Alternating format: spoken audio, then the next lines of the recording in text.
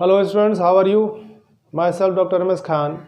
आइए हम लोग बात करें अल्टरनेटिंग करंट की, और उस चैप्टर को हम लोग जो डिस्कस कर रहे थे उससे आगे वाले टॉपिक पे।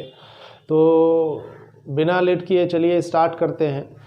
और आज का जो टॉपिक है वो है एसी थ्रू रेजिस्टर। इसके अलावा भी और भी टॉपिक सब हम लोग आज कवर करेंगे। अल्टरनेटिंग करंट को इस वीडियो में हम लोग कंप्लीट करेंगे उसके सिलेबस को, ताकि आप जो है अपने एग्जामिनेशन में बेहतर कर सकें। रिवाइज कर जाएंगे तो मुझे उम्मीद है कि आपको बहुत फ़ायदा इससे मिलने जा रहा है। तो आप यहाँ पर देखेंगे कि एसी थ्रू रेजिस्टर यानी कि रेजिस्टेंस एक आर के रूप में है, रेजिस्टर जो कनेक्ट है, और एसी जो है उस वोल्टेज को सप्लाई किया जा रहा है रेजिस्टर के क्रॉस। तो alternating voltage E is equal to E naught sine omega t के रूप में है, और रेजिस्टेंस जो है उस रेजिस्टर का R है। तो करंट जो दिखेगा वो I is equal to I naught sine omega t के रूप में दिखेगा। यानी अल्टरनेटिंग वोल्टेज जब रेजिस्टर में सप्लाई करते हैं, कनेक्ट करते हैं रेजिस्टर को अल्टरनेटिंग वोल्टेज के साथ, तो ई नॉट साइन ओमेगा टी के रूप में। तो करंट जो मिलेगा यहाँ पर वो I naught sine omega t के रूप में ही मिल रहा है। डिफरेंस दिख रहा है क्या दिख रहा है? तो ई नॉट और आई नॉट ये तो डिफरेंस दिखेगा ही, लेकिन जो सेम दिख रहा है वो है ओमेगा टी और ओमेगा टी। यानी जब रेजिस्टेंस के थ्रू अल्टरनेटिंग वोल्टेज सप्लाई करेंगे तो करंट जो है वो उसके वोल्टेज के सेम फेज में होगा, और वो I naught sine omega T. यानी सेम फेज कहने का मतलब ये हुआ स्टूडेंट कि टी का वैल्यू अगर ज़ीरो लेंगे तो ई का वैल्यू भी ज़ीरो होगा और आई का वैल्यू भी ज़ीरो होगा। लेकिन अगर टी का वैल्यू सपोज कर ले T/4 है तो ई का वैल्यू मैक्सिमम होगा ई नॉट के रूप में, और आई भी यहाँ पर मैक्सिमम है आई नॉट, क्योंकि आपने पढ़ा है कि पीक वैल्यू जो होता है वो मैक्सिमम वैल्यू है वोल्टेज का और अल्टरनेटिंग ईएमएफ का। तो इस तरह से हम देख क्या रहे हैं कि जब रेजिस्टर के थ्रू वोल्टेज को कनेक्ट करते हैं अल्टरनेटिंग वोल्टेज को, तो करंट जो होगा वो उस वोल्टेज के सेम फेज में होगा। यानी फेज डिफरेंस जो होगा अल्टरनेटिंग वोल्टेज और करंट वो यहाँ पर ज़ीरो दिख रहा है। फेजर डायग्राम अगर हम लोग यहाँ पर देखें ई और आई का, तो देख रहे हैं क्या कि अगर ई जो है वो ई नॉट साइन ओमेगा टी के रूप में है और ओमेगा टी यहाँ पर देख रहा है उसका फेज एंगल है, तो आई जो मिल रहा है वो I naught sine omega t के रूप में। तो इस तरह से टी का वैल्यू ज़ीरो ले रहे हैं तो ई ज़ीरो हो रहा है और आई भी ज़ीरो हो रहा है। और टी का वैल्यू अगर हम लोग T/4 लेते हैं तो ई मैक्सिमम है और करंट भी उस टाइम पर क्या हो रहा है? मैक्सिमम हो रहा है। तो हम कह सकते हैं कि ये दोनों जो है वोल्टेज और करंट जो अल्टरनेटिंग है करंट, वो एक दूसरे के सेम फेज में यहाँ दिख रहा है। अगर वेव फॉर्म की बात करें, जो साइन और की बात करें, जो अल्टरनेटिंग वोल्टेज और ईएमएफ जिसकी बात कर रहे थे, वो अगर यहाँ पर इस रूप में है, ये आपका ई नॉट है और ये तो आपका अल्टरनेटिंग ईएमएफ है इंस्टेंटेनियस जो कहला रहा है, और ये माइनस ई नॉट। देख क्या रहे हैं यहाँ पर कि टी जो है वो टाइम है इधर, ये T/4, यहाँ T/2, 3T/4 और यहाँ पे T। तो अलग अलग टाइम में ईएमएफ अल्टरनेटिंग ईएमएफ का मैग्नीट्यूड और डायरेक्शन जो है वो डिफरेंट होता है, चेंज करता है, अलग अलग होता है। उसी तरह से करंट भी यहाँ पर अलग अलग टाइम में अलग दिखेगा सर्किट में। तो अगर हम टी का वैल्यू यहाँ ज़ीरो ले रहे हैं तो अल्टरनेटिंग ईएमएफ जो है वोल्टेज जो है वो ज़ीरो है, लेकिन अगर टाइम T/4 ले रहे हैं तो इसका जो है वो मैक्सिमम वैल्यू है, जिसे पीक वैल्यू ई नॉट के रूप में कह रहे हैं। और अगर हम अल्टरनेटिंग करंट की बात करें तो ये सेम फेज में है। यानी वोल्टेज के सेम फेज कहने का मतलब हुआ कि जिस टाइम में वोल्टेज जितना है उसी टाइम में उसका करंट का भी वैल्यू मैक्सिमम है। अगर टी का वैल्यू ज़ीरो है वोल्टेज में तो करंट का भी वैल्यू ज़ीरो है। तो ये भी यहीं से स्टार्ट हो रहा है। ये ऐसा पॉसिबल तब होगा जब सर्किट में रेजिस्टेंस की बात करें। तो रेजिस्टर लगा हुआ है, सिर्फ और सिर्फ रेजिस्टर लगा हुआ है, तो उसके क्रॉस एसी जो होगा वो उस वोल्टेज के सेम फेज में होगा।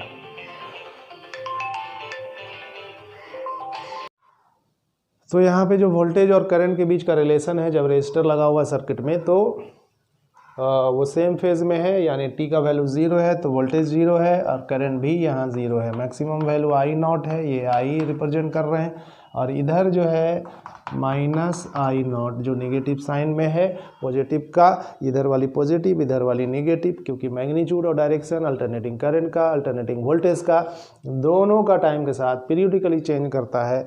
और यहाँ पर जो बात कर रहे हैं कि यहाँ रेजिस्टर जब लगा होगा तो ये दोनों में क्या रिलेशन है, यानी ई जो है एंड आर जो है वो सेम फेज, सॉरी ई और आई जो है रिमेन्स इन सेम फेज, ठीक है। और इस तरह से ये ट्रैवल करता है। अगर आप दोनों को एक ही साथ बनाकर दिखा दें तो उसको भी आप कर सकते हैं, यानी कि अल्टरनेटिंग ईएमएफ और अल्टरनेटिंग जो करंट है उसको इसी सर्किट में अगर दिखाए तो वो ये इस तरह से सेम फेज है, तो टाइम ये वाली जो है आपका आई नॉट है, और इसका जो करंट है आप इसको भी दिखा सकते हैं यहाँ पे। कहने का मतलब ये वोल्टेज का पीक वैल्यू है और ये करंट का पीक वैल्यू है, तो करंट का जो पीक वैल्यू होगा वो वोल्टेज के अल्टरनेटिंग वोल्टेज के पीक वैल्यू से कम ही होगा। अपने अपने मैग्नीट्यूड के साथ जो है यहाँ पर रिप्रेजेंट किया गया है, जिस अनुसार यहाँ पर ई चेंज करेगा उस अनुसार आई चेंज करेगा। आई और आर सॉरी आई और ई जो है वो आर के क्रॉस जो होगा वो सेम फेज में होगा, यानी सेम टाइम में ये दोनों इक्वली चेंज करेगा।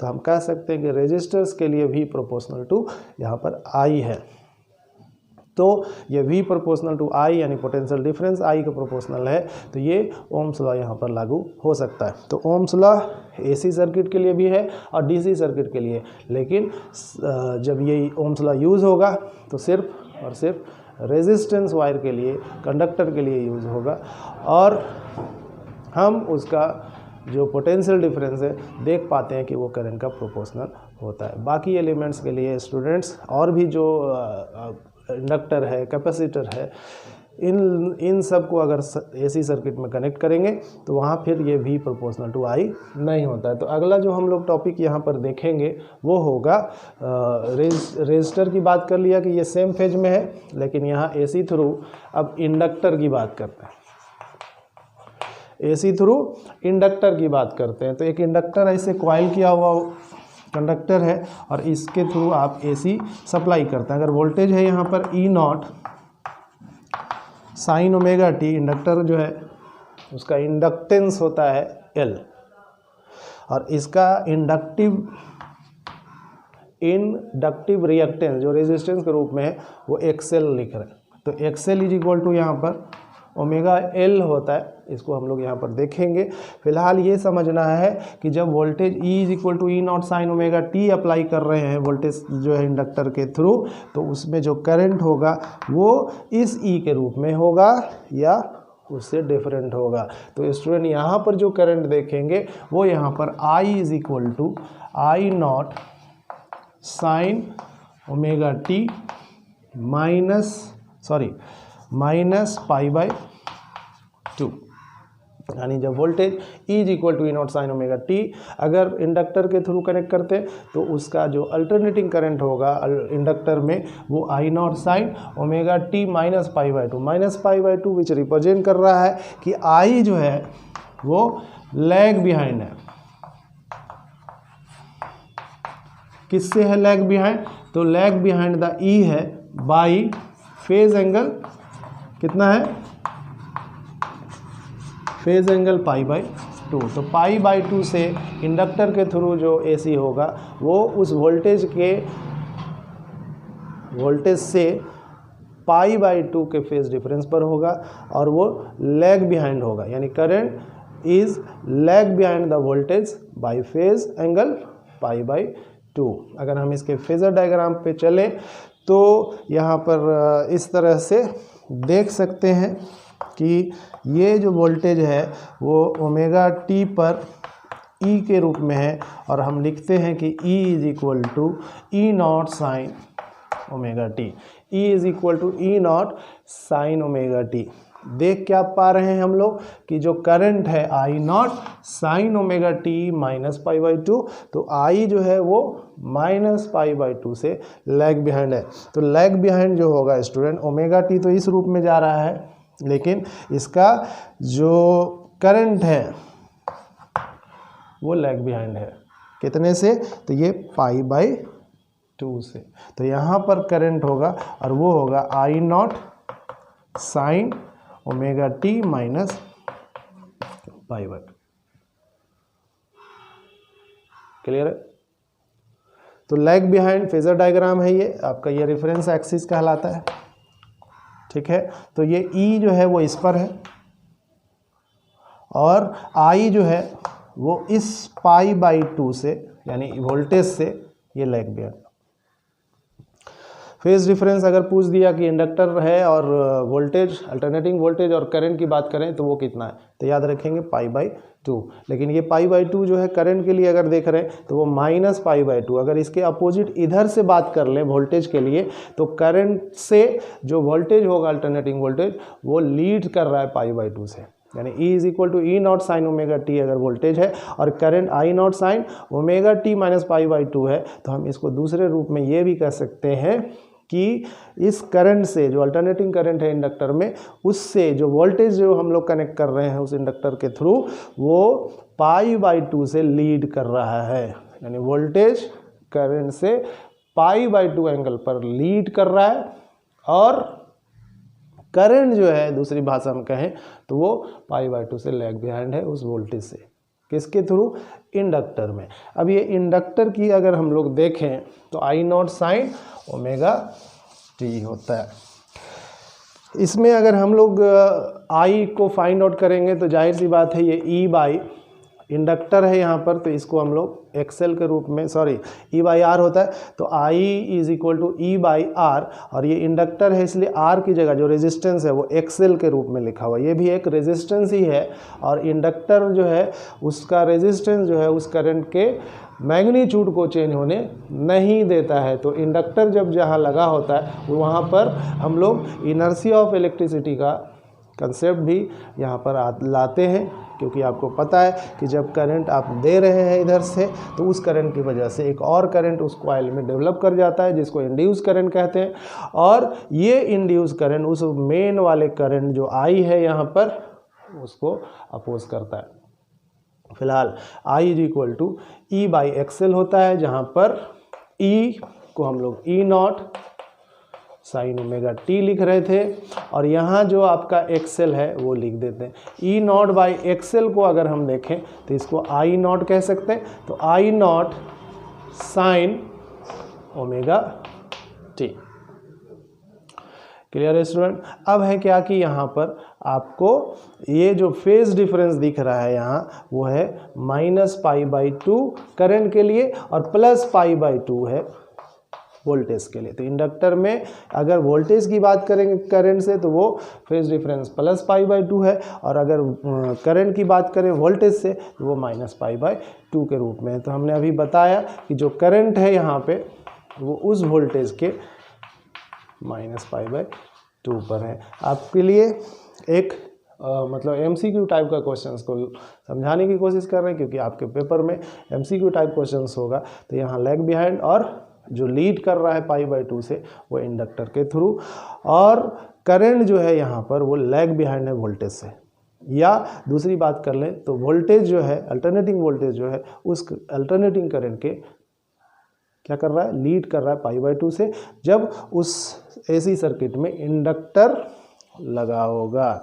अब ये हम लोग बारी बारी से पढ़ रहे हैं कि रेजिस्टर लगा है तो क्या होगा E और I के बीच के रिलेशन, और अब इंडक्टर लगा हुआ है तो फिर क्या है वो हम लोग यहाँ पर जान चुके हैं। आगे जो हम लोग बात करते हैं वो है कैपेसिटर। तो जब हम लोग कैपेसिटर में देखेंगे वोल्टेज जो आप जनरली जो अप्लाई कर रहे हैं इसी voltage E0 sin omega t के रूप में, वही वोल्टेज जो है हम यहाँ कैपेसिटर में दे रहे हैं। तो AC थ्रू कैपेसिटर की बात करते हैं। तो AC थ्रू कैपेसिटर में अगर देखें तो ये है आपका कैपेसिटर और यहाँ से AC सप्लाई कर रहा है। C उसका कैपेसिटेंस है और वोल्टेज जो है वही है E0 sin ओमेगा टी। देखते क्या है कि इसमें जो करंट आ रहा है वो current I = I0 sin omega t +π/2। I = I0 sine omega t plus pi by 2, यानी कि ई जो वोल्टेज है यहीं पे लिख दें अगर, तो ई नॉट साइन ओमेगा टी है इसमें। और इसमें क्या दिख रहा है कि ये ओमेगा टी है, यानी टी का वैल्यू अगर 0 ले लेते हैं तो आई का वैल्यू जो है वो 0 नहीं हो रहा है, वो मैक्सिमम आई नॉट के रूप में हो रहा है। और अगर टी का वैल्यू, यहाँ ई का वैल्यू 0 है, आई का वैल्यू आई नॉट है। टी का वैल्यू स्टूडेंट अगर हम टी बाई 4 ले लें तो ई का वैल्यू ई नॉट हो जाएगा, लेकिन उस स्थिति में आई का वैल्यू जो है वो 0 होगा, क्योंकि यहाँ पर जो दिख रहा है वोल्टेज और अल्टरनेटिंग करंट में वो पाई बाई 2 का डिफरेंस दिख रहा है। और साइन को अगर यूज़ करेंगे तो 0 और पाई बाई 2 के बीच में अगर ले तो साइन 0 0 होता है और साइन पाई बाई 2 1 होता है। तो यहाँ पर जो अभी हमने देखा कि टी का वैल्यू 0 कर देंगे तो ये साइन 0 होकर के ये 0 हो जा रहा है, लेकिन अगर टी का वैल्यू 0 करते हैं तो ये तो 0 है, लेकिन बचेगा I naught sine pi by 2, तो इक्वल होगा I is equal to I naught के। तो जिस वक्त वोल्टेज अल्टरनेटिंग वोल्टेज 0 है उस समय करंट जो है वो मैक्सिमम है, और ये तब होगा जब वहाँ पर सर्किट में कैपेसिटर लगा होगा। क्लियर है। फेजर डायग्राम अगर हम लोग यहाँ पर देखें तो ये आपका वोल्टेज है, E is equal to E naught sine omega, ये आपका ओमेगा टी वोल्टेज के लिए आप दिखा रहे हैं। और करंट जो दिख रहा है वो करंट इस EMF के, अल्टरनेटिंग EMF के पाई बाई 2 से लीड कर रहा है, यानी omega t plus pi by 2 होगा अगर इस रेफरेंस एक्सिस को देखें तो यहाँ पर करंट है I is equal to I naught sine omega t plus pi by. Simple बात यह है कि जब कैपेसिटर सर्किट में लगा है इसी सर्किट में, तो करंट जो होगा वो वोल्टेज से पाई बाई 2 एंगल के साथ लीड करेगा, या वोल्टेज जो है जब कैपेसिटर लगा होगा तो उसमें जो वोल्टेज दे रहे हैं वो वोल्टेज उस अल्टरनेटिंग करंट से पाई बाई 2 एंगल पर लैग बिहाइंड होगा।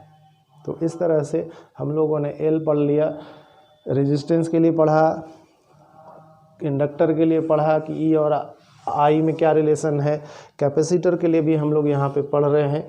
एक चीज़ यहाँ पर ध्यान देना है कि अब जो आई है आपने पढ़ा कि ई बाई वोल्टेज ई है और यहाँ रेजिस्टेंस जो है वो एक्सी है। एक्सी इज इक्वल टू, यहाँ पे स्टूडेंट याद रखिएगा, ओमेगा टी होता है, और ये जो एक्सी है उसको बोलते हैं कैपेसिटिव रिएक्टेंस, यानी एक रेजिस्टेंस है जो कैपेसिटर के थ्रू सप्लाई हो रहा है, वो प्रोड्यूस हो रहा है, इसलिए यहाँ पे ये कैपेसिटिव रिएक्टेंस कहलाता है। और इक्वल है ये 1 बाई ओमेगा सी, ओमेगा को 2 पाई एन लिख सकते, तो 1 बाई 2 पाई एन इंटू सी। देखने को ये मिल रहा है कि जो रेजिस्टेंस है कैपेसिटर का एक्सी के रूप में, जिसे कैपेसिटिव रिएक्टेंस कह रहे हैं, वो उस एसी फ्रीक्वेंसी का इनवर्सली प्रोपोर्शनल है, यानी XC is inversely proportional to 1 by N. N frequency है एसी का, और हम अगर एक्सी और एन के बीच के रिलेशन को देखें ग्राफिकली तो वो इस तरह से रिप्रेजेंट होता है। याद रखना है ये कि फ्रीक्वेंसी अगर हम लोग 0 कर दें, डीसी के लिए अगर फ्रीक्वेंसी देखेंगे स्टूडेंट तो क्या होता है, 0 होता है। फ्रीक्वेंसी ऑफ डीसी करंट हमेशा 0 होता है, लेकिन एसी के लिए 0 नहीं होता है। तो अगर एन का वैल्यू 0 कर दिया, किसके लिए होता है ये, फॉर डीसी के लिए, तो डीसी के लिए अगर ये 0 हो गया तो एक्सी प्रोपोर्शनल है, तो 1 बाई 0 क्या होता है, इन्फिनिटी, यानी एक्सी का वैल्यू जो है वो इन्फाइनाइटली जो है हाई हो जाएगा अगर डीसी करंट जो है उस कैपेसिटर के थ्रू पास कराया जाए। तो कह सकते हैं आप कि कैपेसिटर का जो वर्क होगा डीसी करंट के लिए, डीसी करंट पर वो बेहतर नहीं है। उसका जो रेजिस्टेंस होगा कैपेसिटर का वो बहुत ही हाई होगा, इतना हाई होगा कि वो कैपेसिटर अब कंडक्टर नहीं रहता, वो एक इंसुलेटर के रूप में काम करता है, क्योंकि इन्फिनिटली हाई रेजिस्टेंस अगर कैपेसिटर का होगा तो उसके थ्रू करंट का फ्लो नहीं होगा। तो डीसी पर जो है कैपेसिटर जो है इंसुलेटर के रूप में काम करता है। अगर हम बात करें एसी का तो n कभी ज़ीरो एसी में नहीं होता है, और n अगर ज़ीरो नहीं होगा तो ये वैल्यू जो है कम होगा, यानी जैसे जैसे फ्रीक्वेंसी बढ़ेगा एसी का वैसे वैसे ये एक्सी घटेगा, और जब ये घटेगा तो करंट जो है हमें मैक्सिमम मिलेगा। तो एसी करंट पर कैपेसिटर एक कंडक्टर के रूप में काम करेगा, बेहतर काम करेगा। इसलिए कैपेसिटर जब डीसी करंट में सप्लाई हो जाता है, उसमें कैपेसिटर में डीसी करंट जाने लगता है, तो उसमें थोड़ी सी वर्क जो है बढ़ जाता है, वो घरघराहट यानी उसमें जो साउंड है वो एक्स्ट्रा प्रोड्यूस हो जाता है, और हम इस तरह कह सकते हैं कि करंट स्मूथली उसमें फ्लो नहीं करता। तो इसलिए क्योंकि डीसी करंट पे कैपेसिटर एक इंसुलेटर है, उसमें करंट फ्लो नहीं के बराबर पास करता है, लेकिन एसी के लिए ये बेहतर है। सिमिलरली अगर हम इंडक्टर की बात करें, ये इंडक्टर का इंडक्टेंस L है और इसका रेजिस्टेंस को XL, जिसको हम इंडक्टिव रिएक्टेंस कहते हैं, ये XL जो अभी हम बता रहे थे वो ओमेगा L है। ओमेगा को हम फिर 2 पाई N से रिप्रेजेंट कर सकते हैं, तो XL is equal to 2 pi N into L, यानी XL प्रोपोर्शनल है N के, N इंक्रीज करेगा XL इंक्रीज करेगा। अगर सपोज करो कि N का वैल्यू 0 है, क्योंकि अभी अभी हम लोगों ने कहा किस करंट पे, DC पे, तो अगर ये N 0 होगा तो XL भी 0 होगा, और XL 0 होगा तो करंट जो है आसानी से फ्लो करेगा, मैक्सिमम करंट जो है वहाँ प्रोड्यूस होगा। तो ये DC पर जो XL है वो मिनिमम होता है, और जब ये XL मिनिमम होगा DC करंट पे तो एक इंडक्टर के रूप में, यानी एक कंडक्टर जो बेहतर कहा जाता है कि करंट फ्लो करेगा, उस रूप में ही काम करेगा इंडक्टर। लेकिन AC करंट की बात करेंगे तो N is not equal to 0, और N जब कुछ वैल्यू देगा तो XL का वैल्यू भी होगा, और XL क्या है, रेजिस्टेंस है जो करंट के फ्लो को क्या करता है, अपोज करता है। तो हम इसके ग्राफिकली जो है XL और N के बीच में जो रिलेशन है वो इस तरह से, यानी कि एक कांस्टेंट है, जैसे जैसे N बढ़ेगा वैसे वैसे XL बढ़ेगा, और XL अगर बढ़ता है तो I इज इक्वल टू, आपने पढ़ा कि ये जो वोल्टेज है और बाई XL क्लियर है। तो ये अगर इंक्रीज करता है तो ये डिक्रीज करेगा, और हम लोगों का मकसद ये होता है कि वोल्टेज के साथ करंट मिले, मैक्सिमम करंट मिले, और मैक्सिमम करंट मिलने के लिए यहाँ पे फ्रीक्वेंसी क्या करना पड़ेगा, कम से कम रखना होगा। तो इंडिया में जो फ्रीक्वेंसी अभी चल रहा है वो इंडिया में जो एसी सर्किट की फ्रीक्वेंसी है वो 50 हर्ट्ज़ है, लेकिन अदर जो कंट्री सब है, जो एडवांस कंट्री अपने आप को कहता है, उसकी फ्रीक्वेंसी 60 हर्ट्ज़ होता है। तो 60 हर्ट्ज़ फ्रीक्वेंसी यहाँ पे यूज़ करेंगे तो ऑटोमेटिक है कि वहाँ पे करंट का वैल्यू क्या होगा, कम जाएगा, और करंट के वैल्यू को मेंटेन करके रखना है, उसके पावर को मेंटेन करके रखना है, तो एक्स्ट्रा एनर्जी सप्लाई करना होगा, यानी कि सीधा सीधी खर्च बढ़ जाएगा। और इंडिया ये नहीं चाहता कि और बोझ जो है इंडियन पे लादा जाए, इसीलिए अभी जो यूज़ हो रहा है फ्रीक्वेंसी वो 50 हर्ट्ज़ के रूप। अगले लेक्चर्स में हम लोग बात करेंगे, तब तक यहीं तक। उम्मीद है आप इस सर्किट को, एसी के जो डिफरेंट एलिमेंट्स हमने यूज़ किया है एसी सर्किट में, रेजिस्टर, इंडक्टर, कैपेसिटर, ये सब में आपने देखा कि ईएमएफ और अल्टरनेटिंग करंट्स, यानी अल्टरनेटिंग वोल्टेज और अल्टरनेटिंग करंट के बीच के रिलेशन क्या है, कब कौन लीड कर रहा है, कौन सेम फेज में है, कौन डिफरेंट फेज में है, यानी π/2 हमने कहा कि यहाँ पर फेज डिफरेंस है। तो E और I के बीच में आप लेंगे अगर, तो कैपेसिटर में देख रहे हैं कि वहाँ फेज डिफरेंस π/2 है, इंडक्टर में अगर देख रहे हैं तो वहाँ फेज डिफरेंस π/2 है। अगर फेज डिफरेंस π/2 है तो याद रखिएगा लॉस ऑफ पावर जो AC का होगा वो 0 होगा। तो फेज डिफरेंस अगर हम π/2 रखते हैं तो पावर का लॉस 0 होता है। इसीलिए सर्किट में कोशिश ये करना चाहिए कि हम इंडक्टर का इस्तेमाल करें, कैपेसिटर यूज़ करें ज़्यादा से ज़्यादा, और आपके कंप्यूटर के मदरबोर्ड में भी या टीवी में या और अदर इलेक्ट्रॉनिक अप्लायंसेस में ज़्यादा यूज़ होता है, ताकि कम से कम जो है पावर का लॉस हो सके और आप उसका फ़ायदा उठा सकें। तो मिलते हैं स्टूडेंट अगले वीडियो में, और एसी का कुछ टॉपिक और है जिसको लेकर आएंगे, तब तक आप इसको रिवाइज़ करें। Thank you.